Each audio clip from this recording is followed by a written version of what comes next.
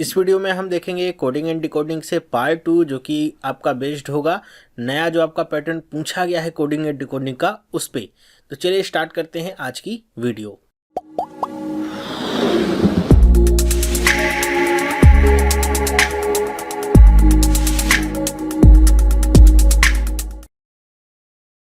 Hello, मेरा नाम चंद्रहास है। स्टडी स्मार्ट में आपका स्वागत है। दोस्तों, इस पार्ट में हम देखेंगे कोडिंग एंड डिकोडिंग से पार्ट 2। और जैसा कि मैंने आपको पहले ही बताया कि आपका जो नया पैटर्न पूछा गया उस पर आधारित एक वीडियो होगा। तो इस पे एक वीडियो मैंने आपको पहले ही दिया था जो आपका क्वेश्चन IBPS PO में पूछा गया था, और कोडिंग एंड डिकोडिंग का जो पार्ट 1 जिसको मैंने नाम दिया था उसमें मैंने आपको बेसिक्स बताए हैं कोडिंग एंड डिकोडिंग के क्या होते हैं। तो अगर आपने ये सारे वीडियोस नहीं देखे हैं तो यहाँ पे आपको कॉर्नर में लिंक दूंगा इन वीडियोस का, जिस पे क्लिक करके आप ये वीडियोस देख सकते हैं। तो चलिए स्टार्ट करते हैं जल्दी से ये वीडियो। यहाँ पे सबसे पहले हम क्वेश्चंस को देखते हैं। ये आपका क्वेश्चन यहाँ पे लिखा हुआ है इन अ सर्टेन कोड। अब यहाँ पे एक तरफ आपके लिखे गए हैं वर्ड और दूसरी तरफ उनको कोडेड फॉर्म में लिखा गया है। तो इस तरह के यहाँ पे आपको क्वेश्चंस देखने को मिले थे। PO में भी इसी तरह का आपका क्वेश्चन आया था। तो यहाँ पे कई लोगों के लिए नया टाइप था ये। इस पे बेस्ड एक आपका बाइनरी कोडिंग का भी क्वेश्चन आता है, वो भी अगर नहीं देखा है और चाहते हैं कि मैं उस पर वीडियो बनाऊं तो मुझे कमेंट करके बताइएगा। बाइनरी कोडिंग वैसे तो आसान होती है, लेकिन जिन लोगों को नहीं पता होती कैसे उसको कोड को डिकोड करते हैं उनके लिए थोड़ा सा टफ हो जाता है। तो फिलहाल इसकी बात करते हैं हम। इस तरह का वीडियो मैंने आपको पहले दिया था जो कि PO के एग्ज़ाम में पूछा गया था। इस पे और आपको मैं 2-4 वीडियोस दे दूंगा जिससे आपका कॉन्फिडेंस और बढ़ जाएगा इस तरह के क्वेश्चंस को कैसे सॉल्व करना है इसको लेकर के। तो यहाँ पे अगर आप देखें तो कैसे लिखा है, योर टेक फ्रेंडली बैंक, और उसके बाद यहाँ पे इसको कोड किया गया है। फिर where every individual is committed, फिर इसको कोड किया गया है। बेसिकली आप देखिए तो आपके जो बैंक्स की टैगलाइंस होती है वो इधर लिखी हुई हैं, दूसरी तरफ उनके कोड लिखे गए हैं। तो अगर आप देखेंगे यहाँ पे कोड को और यहाँ पे टैगलाइंस को देखेंगे तो ऐसा कुछ यहाँ पे कॉमन वाला टर्म होता नहीं है। ठीक है, जब भी इस तरह का कोड आएगा तो आपको, जैसे मैंने पिछले वीडियो में बताया था कि आपको 2-2 या 3-3 लाइन देखनी होगी कि क्या क्या उसमें कॉमन है, फिर उसके आधार पे कोड को चेक करना होगा क्या क्या कोड कॉमन है, फिर आपको यहाँ पे उसके रिजल्ट्स लिखने होते थे। लेकिन अगर आप यहाँ पे देखें तो आपके जो कोड्स होते हैं जब भी इस तरीके के आएंगे लिखे हुए, मतलब अल्फ़ा न्यूमेरल में कि आपका एक न्यूमेरिकल डिजिट होगा, एक आपका अल्फ़ाबेट होगा और दूसरा आपका कोई भी सिंबल होगा, तो आपको हर एक इंडिविजुअल लाइन को लेकर के चलना होगा और समझने की कोशिश करनी होगी कि आपका ये जो कोड बना हुआ है कैसे बना हुआ है। ठीक है, तो अगर आप यहाँ पे देखें, जैसे यहाँ पे क्या लिखा है 4 और ये R, फिर ये आपका एक्सक्लेमेशन मार्क लगा हुआ है, 4H और फिर ये @ लगा हुआ है। तो ये क्या मतलब यहाँ पे रखते हैं, देखिए 443 के आपके शुरुआत में इसका मतलब क्या होता है। देखिए इसके कई सारे आपके अर्थ निकल के आ सकते हैं, लेकिन आपको यहाँ पे कुछ को कॉमन लेकर के करना होगा। जैसे यहाँ पे आप देख रहे हैं क्या कि 4H और @ यहाँ पे लिखा हुआ है। तो देख रहे हैं यहाँ पे आपका @ है, फिर H है, फिर 4 है। तो यहाँ पे जो नंबर्स होता है हम एक बार चेक करते हैं क्या यहाँ पे जो नंबर लिखा गया है 4, वो क्या नंबर ऑफ़ वर्ड्स तो नहीं लिखा गया है कि एक एक आपका जो यहाँ पे वर्ड लिखे गए हैं उनमें कितने नंबर ऑफ़ लेटर्स यहाँ पे हैं। तो नंबर ऑफ़ लेटर्स को चेक करते हैं कि यहाँ पे कितने आपके वर्ड्स हैं, उनमें कितने नंबर ऑफ़ लेटर्स हैं, उसकी बात तो नहीं कर रहे हैं। तो जैसे अगर मैं पहला ले लूँ 4R, अब यहाँ पे R क्या सिग्निफाई करेगा, तो R आपका या तो फर्स्ट डिजिट को सिग्निफाई करता है या फिर लास्ट डिजिट को सिग्निफाई करेगा, क्योंकि बीच वाला टर्म आपका निकालना काफ़ी कठिन होता है। तो एक तरीके से हम यहाँ पे केवल गेस मार्क करेंगे, 15 से 20 सेकंड का समय लेंगे। इसको सॉल्व करना बहुत आसान होता है। अगर आपने गेस कर लिया कि यहाँ पे जो कोड बनाए गए हैं कैसे बनाए गए हैं, फिर आपके लिए बहुत आसान हो जाता है। तो इसमें थोड़ा सा आपको टाइम लगेगा, बस इसी में आपको टाइम लगेगा, और यहाँ पे हर एक वर्ड के लिए आपको कोई भी टाइम नहीं लगने वाला है। देखिएगा कैसे हम यहाँ पे कर रहे हैं, जैसे 4R और यहाँ पे एक्सक्लेमेशन मार्क है। तो हम कोशिश करते हैं, देखते हैं R कहाँ पे है। R किसी के शुरुआत में है, तो देखिए R किसी के भी शुरुआत में यहाँ पे तो मिलता नहीं है। ठीक है, R किसी के अंत में है, तो देख रहे हैं हाँ योर के आखिरी में देखिए यहाँ पे R आपको मिल रहा है। ठीक है, स्मॉल और कैपिटल से फ़र्क नहीं पड़ता। तो R मिला, और ये देखें 4 का मतलब क्या है, देखिए तो इसमें 4 आपके यहाँ पे लेटर्स भी हैं, 4 लेटर्स हैं। जी हाँ, आपके 4 लेटर्स भी आ गए। चलिए 4 का मतलब ये एक्सक्लेमेशन मार्क का मतलब यहाँ पे क्या हो सकता है, तो एक्सक्लेमेशन मार्क आपका मतलब हो सकता है, जैसे R हमारा लास्ट डिजिट हो गया तो हो सकता है एक्सक्लेमेशन का मतलब क्या हो, Y हो। कंफर्म नहीं है कि ये Y ही होगा, तो एक बार हमको और चेक करना होगा। देखते हैं कहीं और ऐसे आपको Y स्टार्ट में मिलता है क्या। तो देखिए Y स्टार्ट में कहाँ पे मिल रहा है, अच्छा यहाँ पे फिर आपको एक सेंटेंस वही मिल गया क्या, ये योर ही मिल गया है। तो आप पहले और चौथे को अगर देखिए तो यहाँ पे आपको योर जो शब्द है वो आपको 2 बार मिला है, मतलब ये कॉमन है। तो अगर उसमें भी ये वाला कोड आपका कॉमन मिल गया फिर तो आप समझ लेंगे कि हाँ यही बात यहाँ पे फॉलो हो रही है। तो देखिए अगर तो 4 और आर और एक्सक्लेमेशन मार्क यहाँ भी आपका कॉमन होता है। और इसका भी अर्थ क्या है, 4 आपका मतलब नंबर ऑफ लेटर्स है, आर का मतलब क्या है लास्ट जो आपका लेटर है, एक्सक्लेमेशन मार्क का मतलब क्या है वाई।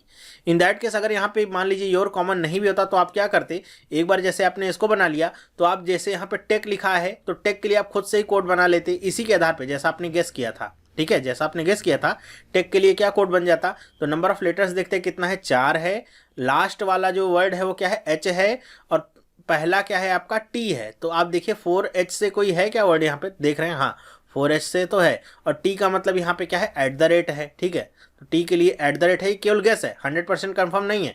फिर भी हम देखेंगे कि टी कहीं और शुरुआत में आया है क्या, तो अगर हम देखेंगे टी कहीं और शुरुआत में आया होगा तो उससे मैच करके देखेंगे कि @ कहीं और तो नहीं आया है। तो देखते हैं तो हमको टी एक नज़र में कहीं भी दिखता नहीं है।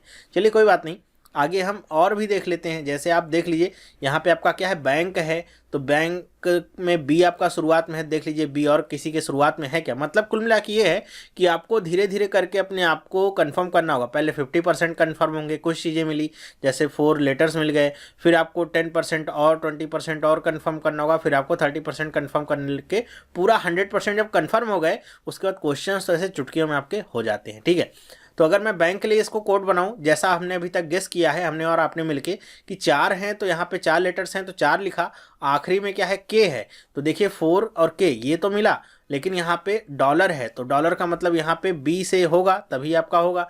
तो यहाँ भी देखते हैं क्या डॉलर को लेकर के ऐसा कुछ साइन है, तो देखिए हाँ डॉलर एक जगह तो है ओके, लेकिन ये पता नहीं किसके लिए डॉलर आया होगा। तो हम क्या करते हैं बैंकिंग के लिए भी कोड बना लेते हैं। बैंकिंग के लिए कोड क्या होगा, नंबर ऑफ लेटर्स देखिए 1 2 3 4 5 6 7, 7 आखिरी वाला क्या आ गया जी, और देखिए फर्स्ट वाला फिर से क्या आ गया डॉलर। तो इतना ये आपका ये मत सोचिएगा कि तुक्का भिड़ जाएगा, इतने सारी चीज़ें आपने मैच की हैं तो आपको पता चल गया कि जी हाँ कोडिंग इसी तरह से हो रही है। ठीक है, मतलब जैसे अगर मैं कमिटेड का कोड ढूंढना चाहूँ इसमें कौन सा होगा, तो मैं क्या करूँगा नंबर ऑफ लेटर्स गिन लूँगा 1 2 3 4 5 6 7 8 9, 9 हो गए।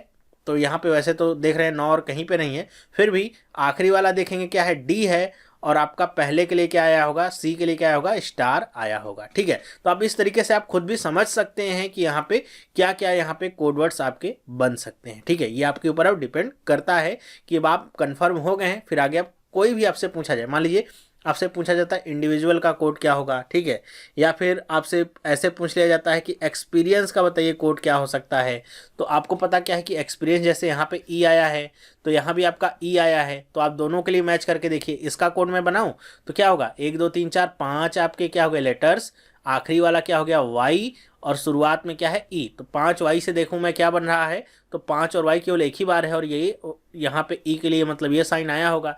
ठीक है, मैंने गेस किया कि ई के लिए आपका ऐसे जो पावर वाला साइन होता है ये आया है, तो अगर एक्सपीरियंस वाले में भी वही आ जाता है इसका मतलब कंफर्म हो गए हैं।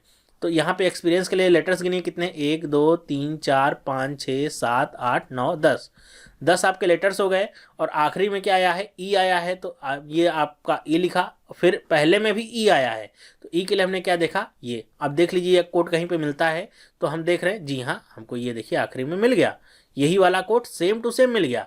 तो इसका मतलब ये नहीं है कि ये तुक्का हमारा भिड़ रहा है, इसका मतलब आपने कोड को ब्रेक कर लिया है, समझ लिया है कि कोड कैसे आपका यहाँ पे बन रहा है। ठीक है, मेरे ख्याल से आपको समझ में आ गया होगा।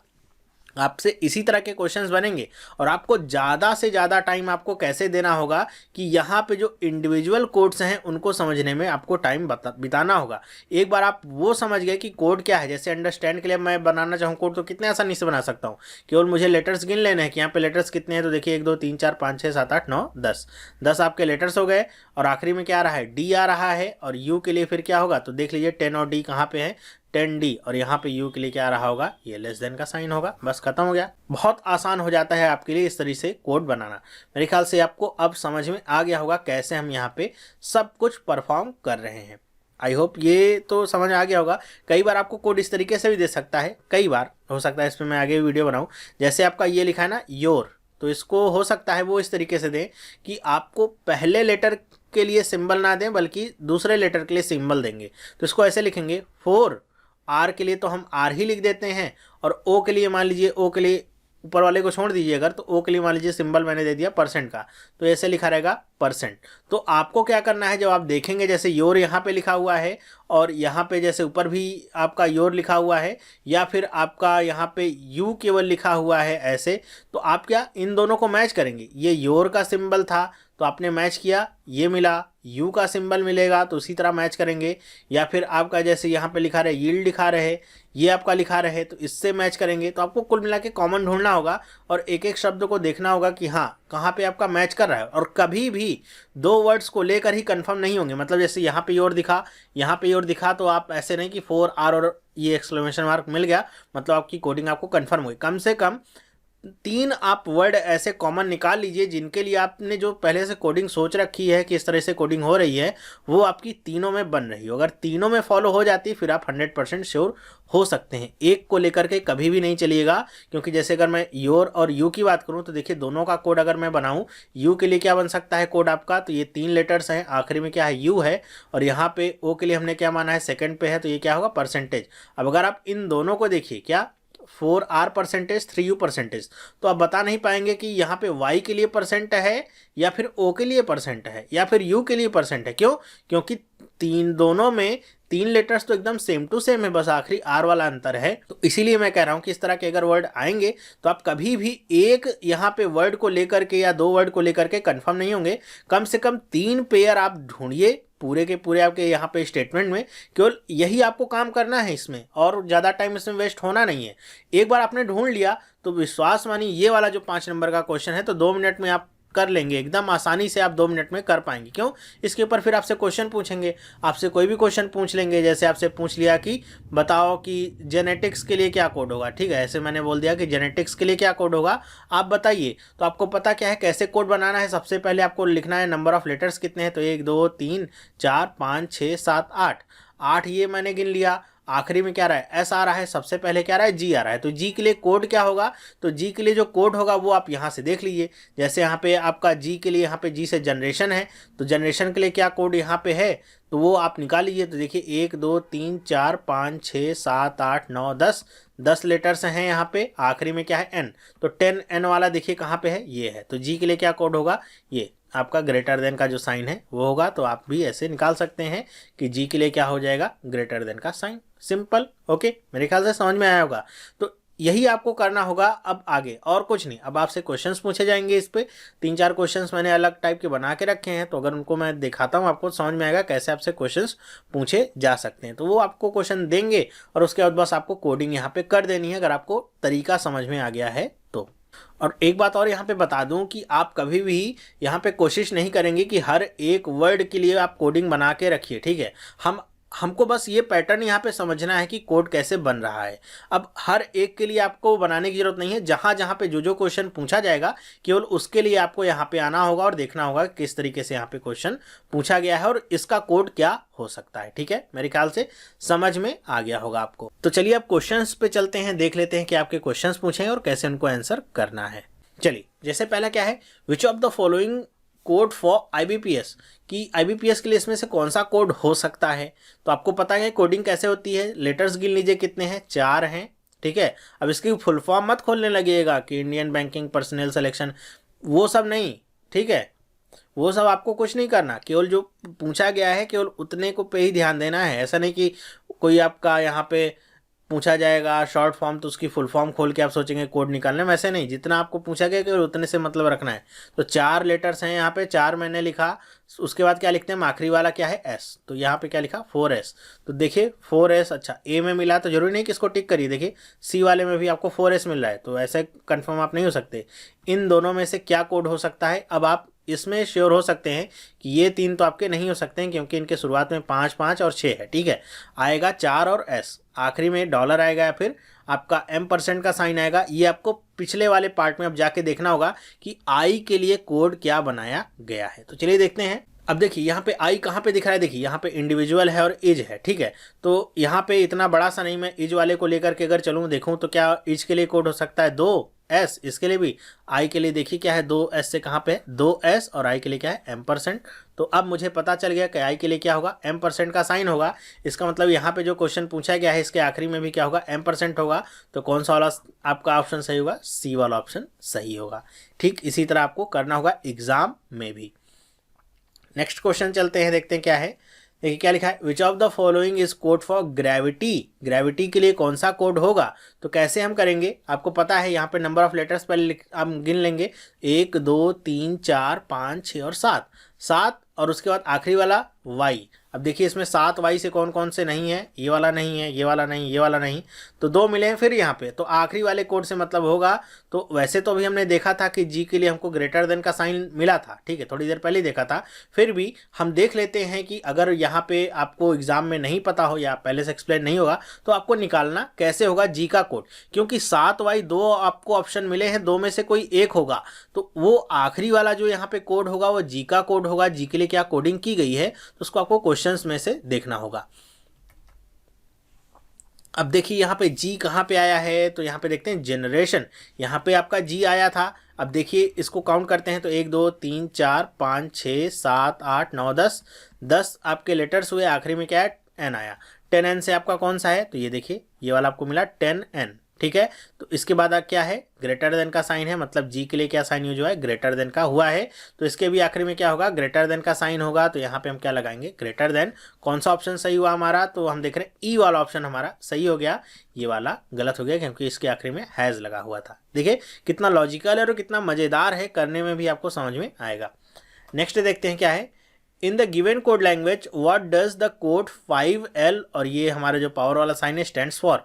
तो 5L किसके लिए आपका हो सकता है, तो हमको पता क्या है कि कोड हमारा कैसे बना है। 5 का मतलब क्या होगा, पहले तो 5 लेटर्स होने चाहिए। उस आधार पे हम इपिक को हटा सकते हैं, यहाँ पे क्या लिखा है लॉलीपॉप, इसको हटा सकते हैं। लॉजिक में 5 हैं, इक्वल में 5 हैं, एंडिंग में 6 हैं, तो इसको भी हटा सकते हैं। देखिए 2 ही बचे हमारे पास, ठीक है।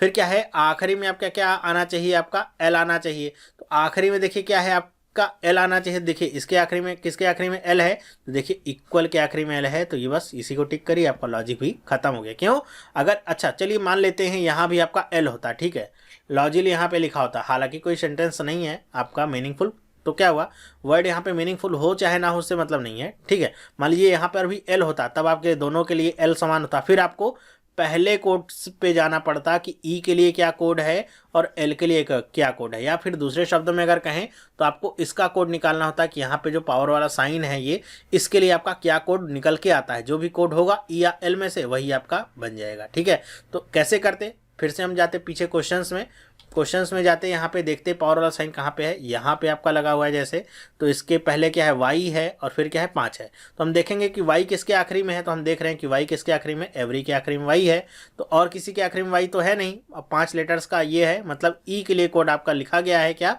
ये वाला साइन आपका बन रहा है ई के लिए, मतलब वहाँ पे कौन सा आंसर सही होगा, आपका इक्वल वाला आंसर सही होगा।